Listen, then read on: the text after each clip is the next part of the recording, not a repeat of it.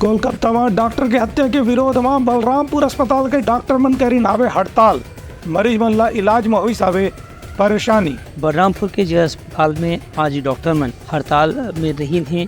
एक से मरीज मन के अलावा ओपीडी के कामकाज काफी संख्या में प्रभावित हुई से। कोलकाता में एक मेडिकल कॉलेज में महिला डॉक्टर के साथ में दुराचार और उपद्रवादुखद हत्या की घटना के विरोध में लगातार प्रदेश के हर जिला में अस्पताल में काम करने वाला डॉक्टर, नर्स या स्वास्थ्य कर्मचारी मन हड़ताल और प्रदर्शन करत हैं। एक कर्मचारी मन की मांग है कि डॉक्टर मन के सुरक्षा की जिम्मेदारी राज्य सरकार ऊपर है। खबर की डॉक्टर मन के कामकाज हमेशा एक चुनौतीपूर्ण परिस्थिति में होते। एक बार इंडियन मेडिकल एसोसिएशन के पदाधिकारी मन भी राज्य सरकार से मांग करेंगे कि कलकत्ता में जो घटना हुए ऐसे घटना की पुनरावृत्ति देश के कोई भी अस्पताल में दोबारा नहीं होना चाहिए।